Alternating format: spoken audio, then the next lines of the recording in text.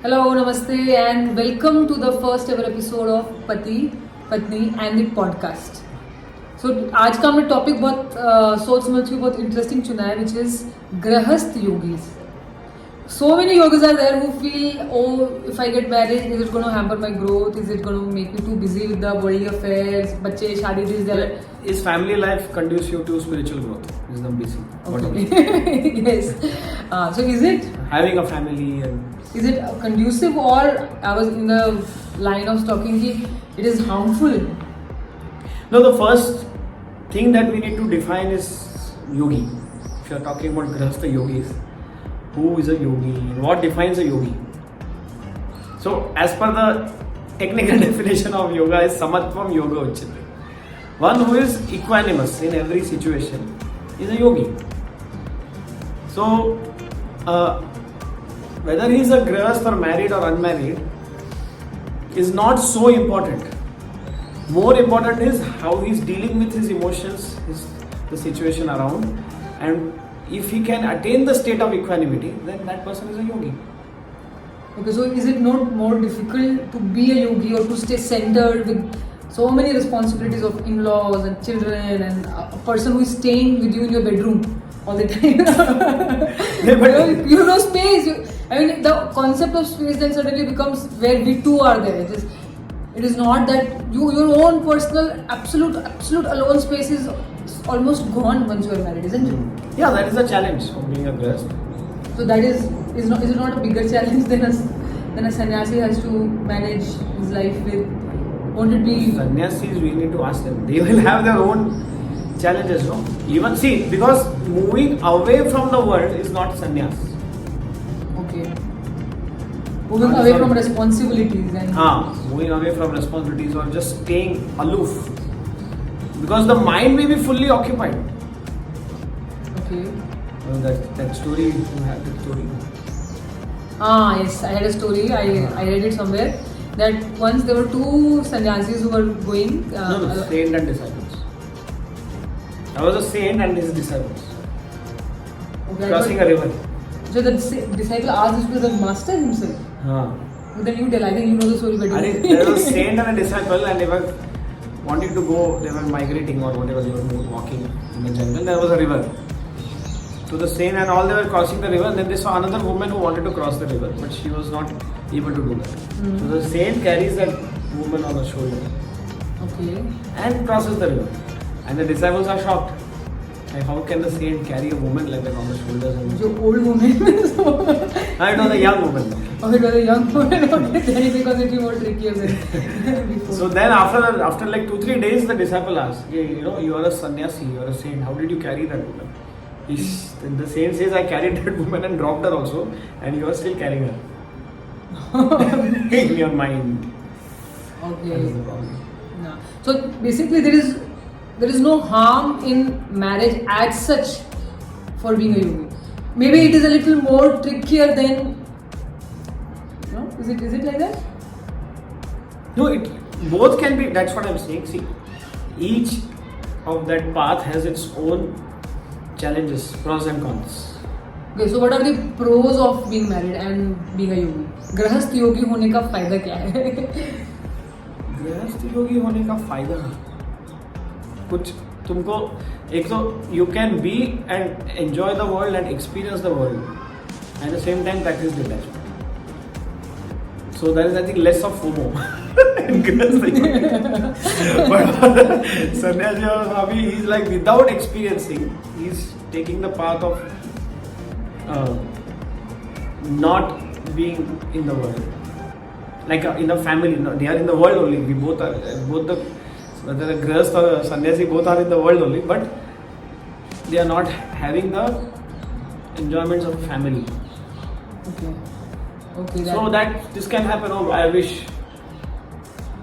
But again, grahast also can feel after the married or all I was. After the kids are grown up and they don't give a damn about your. Once the parents are older, the kids go away and then you feel about इनके चक्कर में इतना time waste किया, इतना छोड़ा इतना कुछ, and then now they are. So that is the con maybe. Yeah. And then the con is time constraints, responsibilities for a grahast. The sannyasi is then maybe he can fully dedicate to his spiritual practices.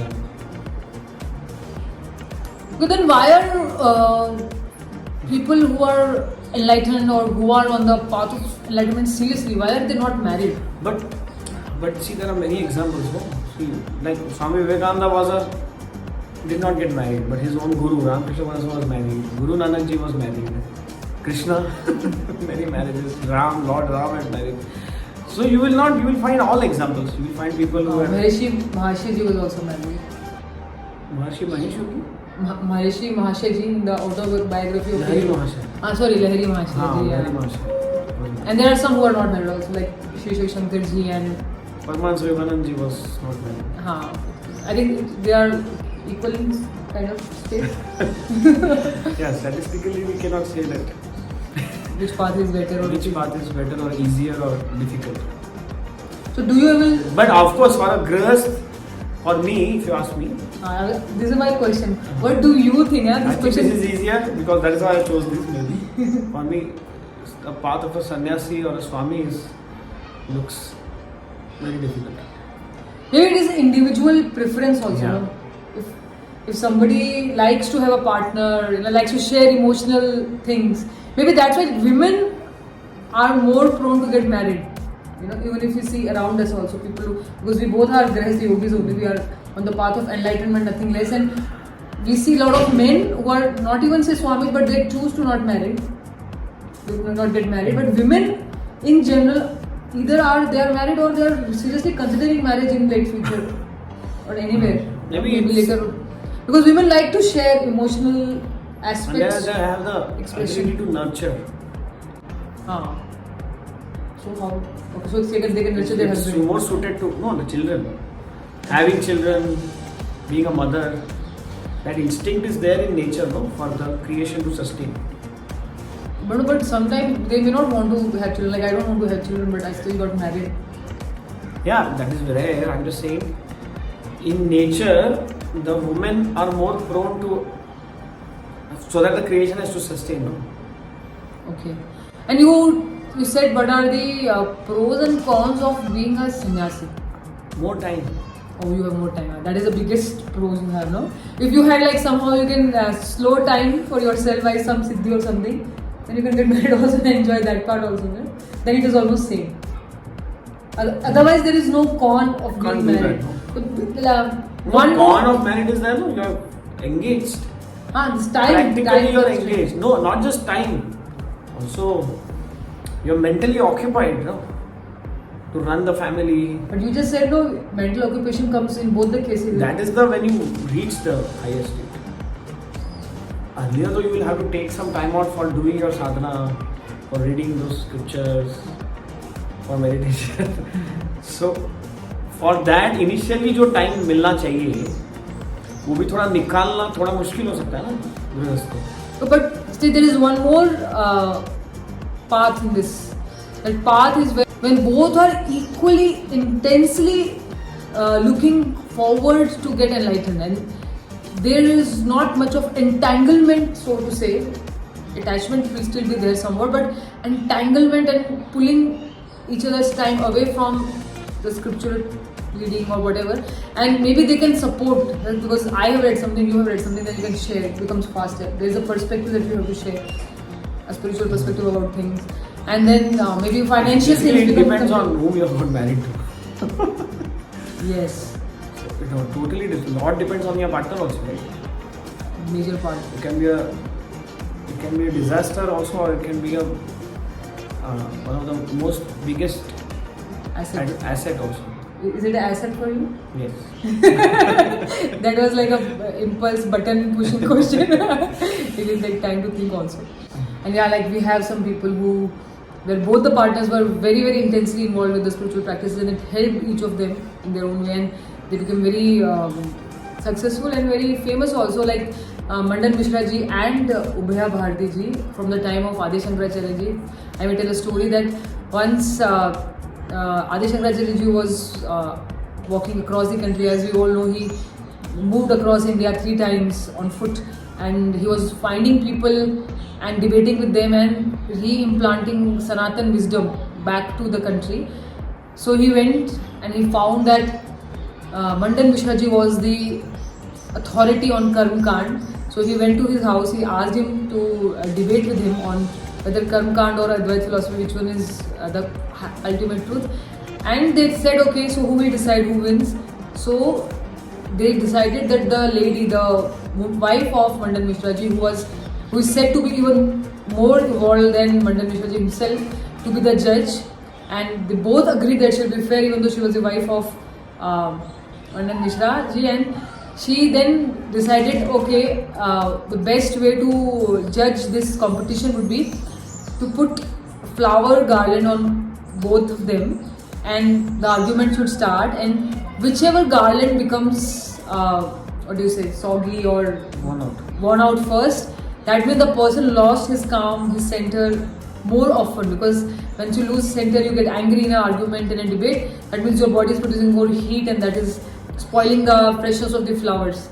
So the person who will spoil the mala first is the loser. So that was the brilliance of that lady. And then obviously Adi Shankaracharya ji won the debate, and both Mandan Mishra ji and his wife Bharati ji joined him for his further pursuits on this path, and he later became Sureshwaracharya ji, and he headed the mutt of Sringeri, right? He was the first head of that mutt. It was the first mutt to be established by Adi Shankaracharya. So that was one very beautiful couple that we all hear about, and very, very inspirational for Grahast yogis. Perfect Grahast yogis, I would say they were. So I would like to add that sannyas means sannyas. So being in the center, being centered. So it was never said that you cannot do this. There's not a written rule about things. If you are a frustrated person and you say, I don't marry, so I'm a sannyasi, that will not work out. If you're not centered, then it does not work out that way. So how important is brahmacharya to first on the path of spirituality, second on the path of sannyas? But the exact meaning again, brahmacharya means moving in infinity. So having a broad vision is also considered to be brahmacharya. You are dedicating your life for a bigger cause. Okay, brahmacharya is a practice of celibacy also. But ultimately it means a broad vision, a big vision. You are not thinking only small. Your focus is vast. So both should be followed. Celibacy should be followed also. But if you are officially brahmachari initiated by a guru, then you have to practice celibacy. Otherwise, so that is another path. Again, it's obviously not for Grahast.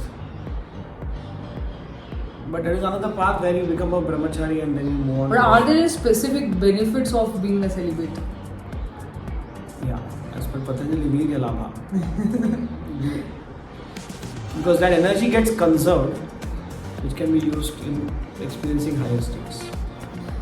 So finally the conclusion is that there is no problem in getting married or staying single. Both are beautiful. It is your own instinct and the kind of person, the karma the karma that you have collected. Say, I would say our example, if I say, to be very honest, I never wanted to get married till I met him. I thought I will just get lost in a marriage. I will not be able to find myself if I am with a person who is, as I said in the beginning, sleeping in my bedroom with no space for me. It was so scary to even think about. But when I found you, I met you, it was more like, okay, it does not look that bad. And the moment I saw him, from that moment only, it was like, oh, he is a part of my family.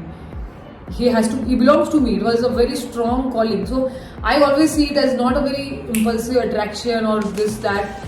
It was a connection. It was a connection that has come from previous lifetimes maybe. Pehla janam to nahi hai pakka. So,